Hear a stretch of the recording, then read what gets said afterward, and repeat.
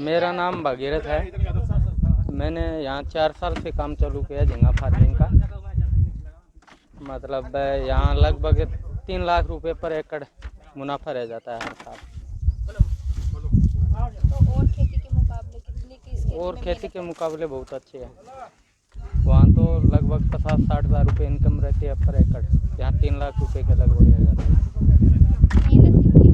मेहनत इसमें काफ़ी ज़्यादा है। इसमें मतलब टेक्निक तरीके से होता है, वो खेती अलग तरीके से होती है, जैसे धान नरमा। कितने दिन में तैयार हो जाती है, कितने दिन में रिजल्ट मिल जाता है? 120 दिन में, 100 से 120 दिन के लगभग। कितनी एकड़ में लगाया? मैंने यहाँ 7 एकड़ में लगाया। परंपरागत खेती के मुकाबले इस खेती का फायदा है? हाँ, फायदा है इसका। कितना फायदा है? परंपरागत खेती में 50,000 रुपये पर एकड़ लगभग, इसमें 3 लाख रुपए पर एकड़ मुनाफा रह जाता है। 7 से 8 गुना फायदा है। हाँ जी, हाँ जी। सरकार क्या देती है आपको? सरकार 10,40,000 रुपये अनुदान देती है पर हेक्टेयर। पी लाइन पे अर्धन पौंड पे 8,40,000 रुपये। कहाँ से शुरुआत कैसे होती है इसकी? शुरुआत तो पहले पौंड की खुदाई होती है, पानी के लिए बोर करना होता है, उसके बाद पानी भर के और सीड छोड़ देते हैं। तो इसकी बिक्री के लिए क्या प्रोसेस रहता है? बिक्री के लिए ट्रेडर आंध्रा और वेस्ट बंगाल से बाहर आ जाते हैं और दिल्ली में भी मंडी लगती है। क्या जी? किस तरह बेचते हो? किस तरह? कंटेनर में जाती है जी, इंसुलेटेड गाड़ी है। नितेश, झींगा मछली पालन का काम कर रहे हैं। एक्सपीरियंस ठीक रहा है। बस अभी 8 एकड़ में साइट है और उसमें से 2 एकड़ की हार्वेस्टिंग अभी चल रही है। तो मेहनत कितनी है इसमें? मेहनत थोड़ी ज़्यादा ही है। 4 महीने का कल्चर होता है। 4 महीने तो काफ़ी रहता ही है, हेक्टिक रहता ही है। कितना टाइम से कर रहे हो और कहाँ से प्रेरित हुई? मैं पिछले साल मैंने 1 साल की ट्रेनिंग करी थी जमाल में, राहुल गोदारा जी के फार्म पे, वहीं से प्रेरित हुआ था। अभी पहले साल है करने का। बचत कितनी का है और लागत 1 एकड़ में लगभग 7 से 7.5 के बीच में आ जाती है, जो कि बहुत ज़्यादा है। बचत इसमें मतलब 8-9 लाख प्रति हेक्टेयर का माल निकलता है, प्रति एकड़ का माल निकलता है। तो ये काम करने में कोई परेशानी भी आती है? परेशानियां है थोड़ी सी, जैसे लाइट का लेके बहुत परेशानी है। लाइट का बिल बहुत ज़्यादा आता है उधर की। जैसे वहाँ वेस्ट बंगाल उड़ीसा साइड की फार्मिंग है, वहाँ 1 रुपये 1.5 रुपये यूनिट का चार्ज है। अपने यहाँ पे 4 रुपये 75 पैसे, 4 रुपये 70 पैसे चार्ज है। और 1 एकड़ पे 1 हेक्टेयर पे 19.5 किलो का ही लोड देते हैं, किलोवाट का लोड देते हैं, जबकि डिमांड बहुत ज़्यादा है। इतने मतलब एरिएटर चलते हैं और चलते हैं, उनसे मतलब 25 तक का 40 तक का लोड हो तब जाके वो पूरे हेक्टेयर की साइड चलेगी। तो इसकी शुरुआत कैसे होती है और एंडिंग कैसे होती है? शुरुआत सबसे पहले पौंड प्रिपरेशन होती है इसकी। पौंड प्रिपरेशन में जैसे पहले पानी भरने के बाद कुछ मेडिसिन डलती है, फर्मेंटेशन वगैरह डलता है, पानी को क्लीन किया जाता है। फिर पानी में प्लैंकटन्स ग्रोथ करते हैं। उसके बाद में इसमें स्टॉकिंग होती है, जो सीड है वो हैचरी से आता है ब्रूड होके। उसके बाद में इसको धीरे धीरे इसको फीडिंग पे लाया जाता है, मेडिसिन चलती है, पानी को क्लियर किया जाता है। वो सब धीरे धीरे चलते जो भी इश्यूज आते हैं उनको रिजॉल्व करते 120 दिन तक कल्चर ग्रो होता है। झींगा जी हमने 2022 से स्टार्ट किया और इस एरिया में प्राकृतिक खेती करते थे। सोचा कि अलग करें कुछ, इसमें प्रॉफिट, और ये देख के हमने स्टार्ट किया है। प्रॉफिट जी पर एकड़ 5 से 10 लाख रुपए के बीच में है, जब अच्छा निकले तो। कितने दिन में इसका रिजल्ट मिल जाता है? लगभग 4 महीने 120 दिन हो जाता है। मेहनत कितनी है? मेहनत है, फुल मेहनत ज़्यादा करनी पड़ती है इसमें, दिन रात। जो और किसान है वो परंपरागत खेती कर रहे हैं, उनको कैसा लगता है? और किसान है उनको कहना चाहेंगे कि किसी का देख के मत करो, खुद का मन करे तो अच्छा है, मेहनत करोगे वरना मत करो, जब मेहनत नहीं कर सकते। जो दूसरी खेती करते थे परंपरागत खेती, उसमें कितनी आमदन होती थी और ये खेती कर रहे हैं हम मछली पालन वाली, इसमें कितनी आमदन होती है? परंपरागत खेती में मान लो 1 एकड़ का 50,000 के आसपास बचत है और इसमें 4 से 5 लाख आराम से कमा सकते हैं। सर मैं इसको कह रहा था, उससे 10 लाख भी हो सकता है, अच्छा निकले तो दूसरी खेती के मुकाबले ये खेती अच्छी है। अच्छी भी है, मेहनत भी ज़्यादा है। जब मेहनत करेंगे तो अच्छा निकलेगा। तो उसकी बिक्री के लिए क्या प्रोसेस रहता है? बिक्री के लिए जी बाहर आते हैं, बाहर से वो ले जाते हैं, आंध्रा बंगाल आदि से। सरकार की तरफ से क्या मदद की जाती है? सरकार की तरफ से सब्सिडी मिलती है जी 2.5 एकड़ 1 यूनिट पे, ज़्यादा से ज़्यादा 5 एकड़ पे पर बंदे को। चलो मिक्स इन सेंस बेनिफिट है ये। अच्छा है जी, हेल्प हो जाती है फार्मर की। खर्चा बहुत है, इन्वेस्टमेंट ज़्यादा है इसलिए।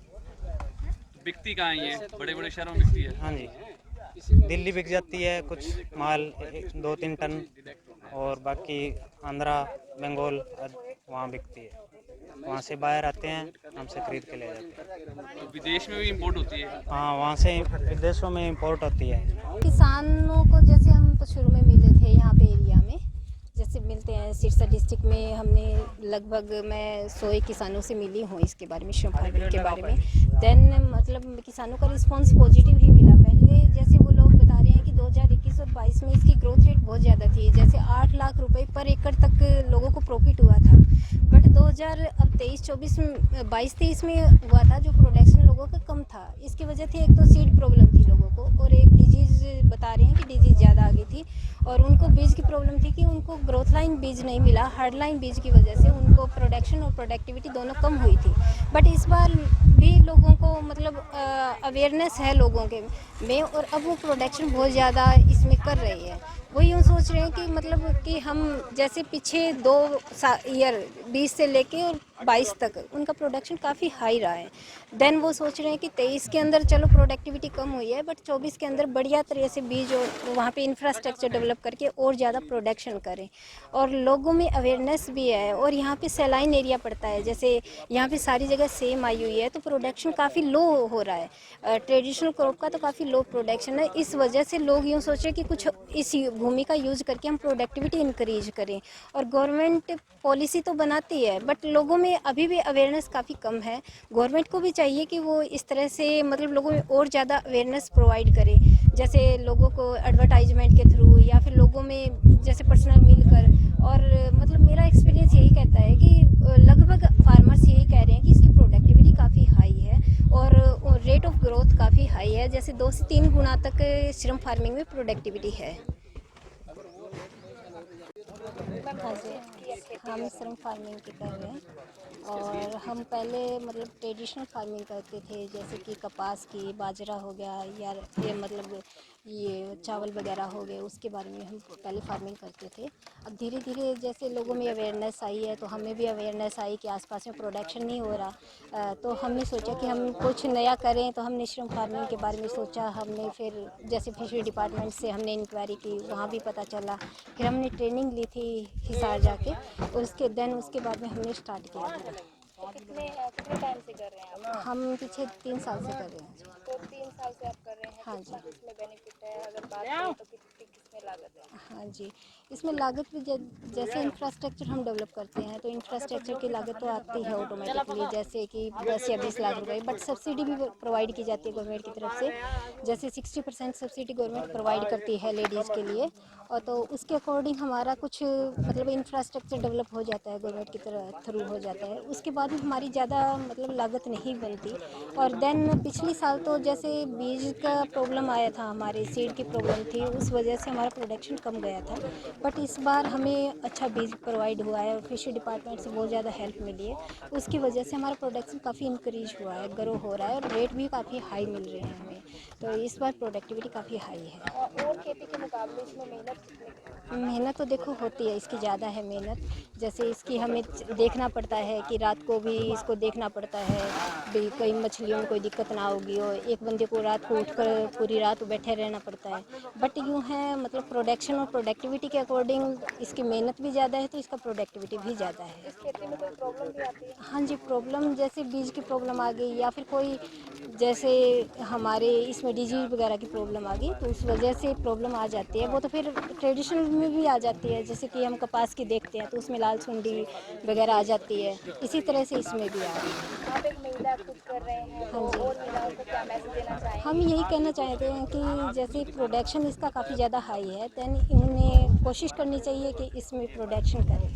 तो यहाँ से खेती करके कहाँ भेजते हैं आप इन्हें? जी, हम तो एजेंट को ही बेचते हैं और तो एजेंट ही लेके जाते हैं आगे। झींगा पालन सही मायने में एक समुद्री खेती है, जहाँ सलाइन एरियाज़ हैं। हमारे भारतवर्ष में आंध्र प्रदेश, उड़ीसा, वेस्ट बंगाल, गुजरात, जो भी समुद्र तटीय प्रदेश हैं उन प्रदेशों में बहुत तरह से ये खेती की जाती है। ख़ास तौर से पूरे भारतवर्ष में आंध्र प्रदेश में बहुत अधिक मात्रा में ये खेती की जाती है। आंध्र प्रदेश का इकोनॉमिक झींगा पर बहुत कुछ आधारित है। जहाँ तक हमारे उत्तर भारत का सवाल है, हरियाणा, राजस्थान, पंजाब, कुछ क्षेत्र यूपी में जहाँ सलाइन एरिया जो अंडरग्राउंड सलाइन एरिया है, जिनमें इनका भूमिगत पानी नीचे जो है सलाइन है, खारापन है, या वो क्षेत्र जहाँ जलमग्न क्षेत्र है, सेमग्रस्त क्षेत्र है, उन क्षेत्रों के लिए प्रधानमंत्री मत्स्य संपदा योजना जो कि पूरे भारतवर्ष में जून 2020 में माननीय प्रधानमंत्री महोदय द्वारा जारी की गई थी, और वो जैसे ही वो स्कीम लॉन्च हुई, उस स्कीम का पूरे भारतवर्ष में बहुत ज़्यादा से ज़्यादा किसानों ने इस चीज़ का फ़ायदा उठाते हुए उसका अच्छे से लाभ लिया। और वर्ष 2020 से 20, 2021 और 2022 तक हमारे हरियाणा क्षेत्र में सिरसा, भिवानी, फतेहाबाद, रोहतक, जहाँ भी सलाइन एरिया था, बढ़ चढ़ कर किसानों ने भाग लेते हुए स्कीम का फ़ायदा लिया और बहुत अधिक मात्रा में प्रधानमंत्री मत्स्य संपदा योजना के अनुसरण को अपनाते हुए बहुत अच्छे से आगे बढ़े और फ़ायदा भी रहा। अक्टूबर 2022 के बाद, क्योंकि ये खेती यहाँ लोकल कंजप्शन बहुत कम है, पूरा मैक्सिमम 80% एक्सपोर्ट होता है, और एक्सपोर्ट होने के नाते यहाँ जो भी बायर्स हैं, उड़ीसा, वेस्ट बंगाल, गुजरात, आंध्र प्रदेश के बायर्स आते हैं, वो यहाँ से परचेज़ करके लेके जाते होते हैं। अक्टूबर 2022 के बाद रेट में काफ़ी डाउन आया। जो रेट में डाउनफॉल आया, इसके साथ साथ कुछ प्रोडक्शन में भी डाउनफॉल आया, और इसके साथ साथ जिन किसानों ने जिस तीव्र गति से आगे बढ़े थे वो एक बार के लिए थोड़ा धीमा रहा है। बट ऐसा नहीं है कि ये बिल्कुल वो चीज़ रहेगी। अभी आज के दौर में जहाँ स्थिति में हम खड़े हैं, वहाँ आज भी 3 टन से 3.5 टन पर एकड़ की दर से इसका उत्पादन आ रहा है। और आज जिस किसान के हम खेत पे खड़े हैं, उसने लगभग 9.5 लाख रुपए प्रति एकड़ की दर से एक फसल निकाली है 3 टन के आसपास, और 6.5 लाख रुपए इसका इसमें खर्चा आया है पूरा का पूरा मिला के। तो कुल मिला के इसका 2.5-3 लाख रुपए प्रति एकड़ की कम से कम रेट के हिसाब से, जो आज का रेट था 320 रुपये, 310 रुपये के हिसाब से भी अगर लिया जाए, लगभग 40 काउंट का 25 ग्राम का झींगा था इनका, तो इसमें कोई दो राय नहीं है कि नुकसान नहीं है। बट किसान को अत्यधिक मेहनत के साथ साथ बहुत ही अच्छी सुपरविज़न, टाइट सुपरविज़न, मॉनिटरिंग के साथ बढ़ना पड़ेगा। खाली लेबर के सहारे या दूसरे लोगों के सहारे इस चीज़ को छोड़ के नहीं किया जा सकता। ये किसान स्वयं अपने आप को 100% अपने सामर्थ्य उसमें जुटाते हुए अगर करेगा तो निश्चित रूप से आगे बढ़ पाएगा। सिरसा जिला में कितने एकड़ में ये बिजाई की गई है? सिरसा एक जिला में गत वर्ष तक हमने लगभग 1500 एकड़ कवर किया है, और इस साल भी लगभग हम 300 से 400 एकड़ नया उत्पादन के लिए और आगे बढ़ रहे हैं। इस तरह काफ़ी लंबे वर्षों से ही परंपरागत खेती की जाती है, तो आप क्या अपन डिपार्टमेंट की तरफ से अपील करेंगे कि परंपरागत खेती को त्याग के इस खेती के प्रति अग्रसर हो? हमारे डिपार्टमेंट की तरफ से अभी फार्मर्स को अच्छा सुझाव देंगे, और जितनी भी केंद्रीय प्रायोजित स्कीम्स हैं उनके साथ साथ सरकार की जो हरियाणा सरकार राज्य की जो योजनाएं हैं और जो स्कीम्स हैं उनका भी फार्मर्स को हम लाभ देंगे। और निश्चित रूप से लाभ के साथ साथ हम उसको तकनीकी सहायता के साथ साथ जो भी वित्तीय सहायता रहती है डिपार्टमेंट में, वो सहायता हम समय पर फार्मर्स को देते हुए फार्मर्स को आगे बढ़ने के लिए भी, और फार्मर्स को मैं अनुरोध भी करूंगा कि ये खेती के साथ साथ अपने आप में एक बिजनेस भी है और अप डाउन इसमें आता रहता है। क्योंकि कोई भी बिजनेस रहा हो, किसी भी चीज़ की रही हो, किसी तरह की खेती रही है, वो स्थायी नहीं होती हमेशा। रेट्स का, प्रोडक्शन का, इनमें अप डाउन हमेशा बना रहता होता है। तो किसी तरह की दूरी ना अपनाएं और मैक्सिमम जो चुनौतियां रहेगी और सरकार के द्वारा अथक प्रयास किए जा रहे हैं कि इन स्कीम्स के माध्यम से जो भी उसको चुनौतियां आ रही हैं, चाहे वो बिजली से संबंधित चुनौती आ रही है, लेबोरेटरी टेक्नीशियन से संबंधित चुनौती आ रही है, बिकने से संबंधित चुनौती आ रही है, इन सब चीज़ों को मैं किसान के माध्यम से भी और सभी किसानों ने विभाग को भी और उच्च अधिकारियों को भी और मंत्रालय तक भी ये सब चीज़ें हमने पहुंचाई हैं। और निश्चित रूप से इन सब चुनौतियों के समय रहते हुए बहुत से सब चुनौतियों जितने भी आ रही हैं इनका समाधान करते हुए किसान का सहयोग करेंगे। सरकार की तरफ से क्या सब्सिडी कैटेगरी के हिसाब से दी जाती है? आज के समय में जो हमारा ये प्रोजेक्ट कॉस्ट है झींगा पालन का, 1 हेक्टर का 14 लाख रुपए का प्रोजेक्ट कॉस्ट है। उस 14 लाख रुपए से अगर सामान्य वर्ग का पुरुष वर्ग में आता है तो उसका 40% अनुदान के रूप में दिया जाता है, और महिला वर्ग चाहे वो सामान्य वर्ग की हो या SC ST कैटेगरी में हो या पुरुष SC ST कैटेगरी में आता है तो उसका 60%, उसको 60% अनुदान के रूप में दिया जाता है। और जहाँ जिस पॉइंट पे हम खड़े हैं वहाँ पॉलीथीन लाइनिंग का है, तो पॉलीथीन लाइनिंग में 2 लाख रुपए प्रति हेक्टर की दर से अलग से सब्सिडी का प्रोविज़न रहता है। जहाँ भी पानी सीपेज है और जहाँ पानी ज़्यादा सोखता रहता है उसके लिए पॉलीथीन लाइनिंग का हम सुझाव देते हो। उसकी बिक्री के लिए क्या प्रोसेस रहता है? जहाँ तक बिक्री का है, अभी तक यहाँ लोकल कंजप्शन बहुत कम है, थोड़ा बहुत दिल्ली जाता होता है। इसके अलावा मैक्सिमम उड़ीसा, वेस्ट बंगाल, गुजरात, आंध्र प्रदेश, वहाँ से बायर्स आते हैं और वो बायर्स वहाँ के जो रेट होते हैं उन रेट के मुताबिक यहाँ के वहाँ का जो ट्रांसपोर्ट रहता है उसका बीच का मार्जिन निकालते हुए यहाँ से परचेज़ करके लेके जाते होते हैं। और वहाँ जितने भी प्रोसेसिंग यूनिट है और वहाँ से एक्सपोर्टर्स हैं वो अपना आगे की प्रक्रिया इसको अपनाते होते हैं। कोल्ड स्टोर बनाने की पूर्व कृषि मंत्री JP लाल ने घोषणा की थी, तो उसको लेकर क्या कुछ अभी प्रोसेस जारी है?